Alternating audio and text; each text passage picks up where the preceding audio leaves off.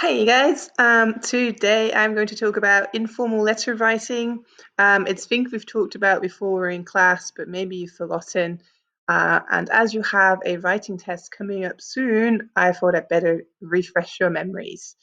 You can already use all of this information when you're practicing so that I can give you feedback on it. Let's start with some general rules. Then we'll go into this here, which is the most important bit. It's the structure. And I've even drawn my little essay creature there, which I'll get into in a second. And I'll end with some general advice for any test, really. Okay, let's start with the general rules of informal letter writing. So when do we write an informal letter? Informal letters are the ones that we're writing for friends, for people that we know. Maybe it's family, maybe it's just an acquaintance that you've known for a very long time. You typically call them by their first name, or maybe it's your mum or your grandma.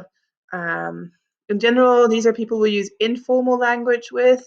That means we don't use our super fancy language, but we can use a little bit of slang, maybe even. We're allowed to use more casual words, which makes sense because we haven't learned the super formal hard words yet anyway. So basically just go ahead and use all the words that you've got because most of them belong to the informal language range anyway. Also, if this were a test, you want to show me all your super cool vocabulary anyway. So just go ahead and use all the language that you know. As for grammar, you are allowed to use informal constructions like contractions. Contractions are can't, I'm, I've. So when you abbreviate or you make shorter the verb and you attach it to a personal pronoun, or you attach the not to the verb, those are allowed. You don't have to do it if you don't want to. Other than that, you're also allowed to use I. When we get into formal writing a bit more, I is more frowned upon and we won't use it as often. But for informal letter writing, it doesn't matter at all. So basically, you're still pretty free to do whatever you want. Well, structure is going to be super important. So let me go back to the first slide because I need to point out this little creature here. It's not the same when I'm not doing it in class, but I still wanted to draw it for you. I used all my paint skills on it. It's not great, I know. But to be fair, it looks about the same as when I'd be drawing it on the whiteboard in school. But this little creature here represents structure in any kind of text. Any kind of well-written text has a head, a body, and a tail. The head is usually the introduction or anything that happens before we get to the core of whatever we're writing about. The tail is the ending. It can be a conclusion, it can be the farewells in the letter, basically the bit when we're done saying what the thing was about. The body is, of course, the main thing. That's wherever you need to write about according to the assignment. Or if it's an essay, this will be where you prove your arguments. The essay creature is not the same if you leave out a part. A creature is not a whole if it doesn't have a head. It's not a whole if it doesn't have a tail. And it really needs a body because otherwise it's a head and a tail and that's nothing. So that's basically what this creature represents, that you need to keep an eye out for structure. Structure needs to be complete, full circle, it needs to be everywhere.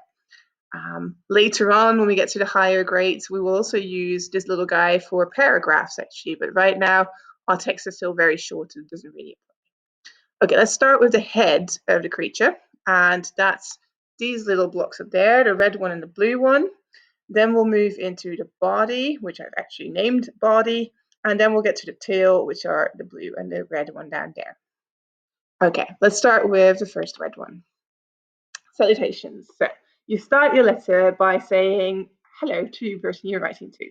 There are several ways you can do that. It's an informal letter, so you can use all the informal greetings as well. You're allowed to use dear. Dear can be used also for formal writing, and you can start any letter to anyone with it. But you're also allowed to use things like hi, hello, yo, whatever it is that you say when you greet someone. Whatever it is you do, after that word, please use the name of the person you're writing to. It will usually be the first name or maybe it's father or mother. And after that, a comma. So please don't forget about that comma. That's probably the most commonly made mistake. So dear name, comma. Then you press enter, and on the next line, you start your start pleasantries. And pleasantries are a way for you to show that you're interested in the person that you're writing to. These may make you a pleasant, a nice and friendly person. Some examples of pleasantries you could use, things like thank you for your letter. Oops, that says thank you for you letter, but it's supposed to say your letter. I'll take that out later. I really enjoyed reading it. Or how are you and how is your family? My family is doing well. See, it sounds like a pleasant start to a letter. It's kind of rude to just say, hi Kanye, can I have your autograph by? Kanye doesn't feel appreciated like a person, then at least say, hi Kanye, how are you?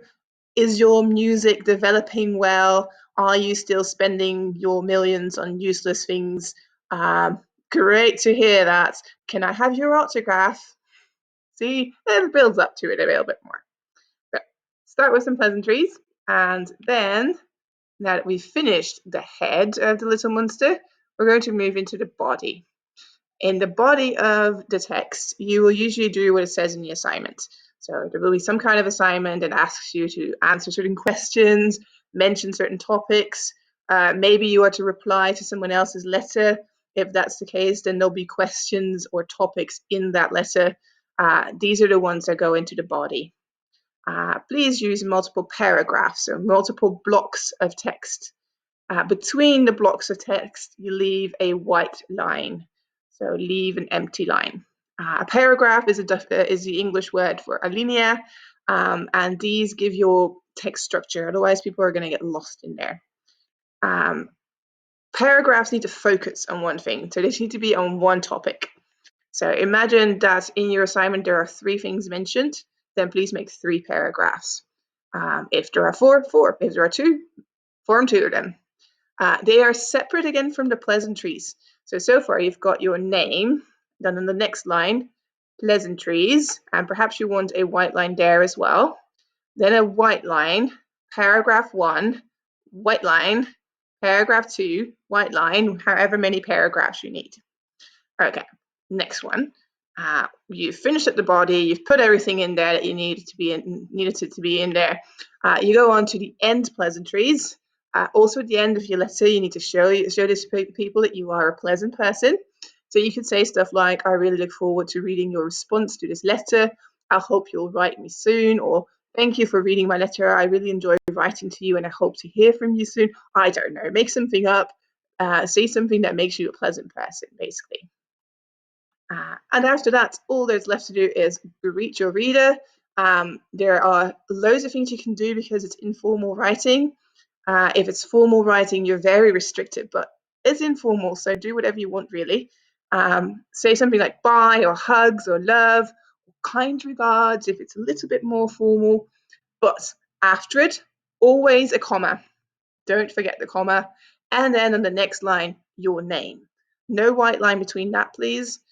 So do it the way it says there, right? Bye, comma, John. Hugs, comma, Beyonce. Love, comma, Justin. So on and so forth. Okay. And that's the end of your letter, really. So by then, it should look sort of like these blocks here. And the use of color was not a coincidence. Look, red, the way you start and the way you end. Blue, pleasantries. Green, that body, the most important bit. And between everything, there is always a little bit of space, a white line. Isn't that clever? Okay, let's go on to some advice for if this were a test. Now, if you are to take a writing test, then please always check if you have everything that was in the assignment in your letter. Did you address all the questions? Did you put all the topics in there that the assignment asked for? It's also wise to plan before you write. Usually you'll get a little bit of text that explains what you need to do. Maybe you want to highlight some things, maybe even take some notes on the things you're going to say. You will always have to rewrite No one writes the perfect text in one go. So plan for that. Then also, before you hand things in, you should always check your grammar, check your vocabulary. Did you spell things right? Did you use the right verb tenses? Did you get all your irregular verbs in there? Is there maybe a word that you need to look up in the dictionary? So on and so forth. Always check super carefully because so many mistakes just little slip in there. And they're a waste of your mark, because if this is a test, then this is what we're marking you on, right? And check your structure. So check if all the white lines are in there. Did you focus your paragraphs on one topic only? Typically for text tests, when we evaluate your writing, the things that we check for are: one, did you stick to the rules? Two, is the structure in your text? Three, is the content correct? Four, is the grammar correct? And five, is the vocabulary correct? And when I say correct for grammar and vocab, the level of your grammar and vocab also matters. So if you do everything correctly, but it's super simple grammar, you probably don't score the highest marks. If you have really complex grammar and you do it well, you'll get a higher mark. But if you know you're bound to make mistakes in the really hard grammar, stick to the simple things. Show me what you can do. Don't try and reach for something that you don't know how to do. Same for vocabulary. Use all the nice words that you know, but don't use words that you just know from the dictionary, because you're bound to use them in the wrong context. So stick to what you know, but show me all you've got. Okay. Having said that, I'd like to remind you one more time of this little creature. Make sure every text that you write ever has a head, a body, and a tail. Don't leave little creatures, little essay monsters like this, without a head or without a tail, because that makes them really sad. Okay, time for the end screen, okay? Oh, there it is again. I still haven't figured out how to make it pop up. Oh, I think I know how to do that. I just found the button. There we go. Nope, that was not the button. Anyway, well, I tried. Next time I'll do better. But remember, we always wish you the best. Don't stress. Learn from mistakes. Learn from each other. Always ask your questions and speak as much English as you can. And lastly, subscribe to our channel. Okay, bye.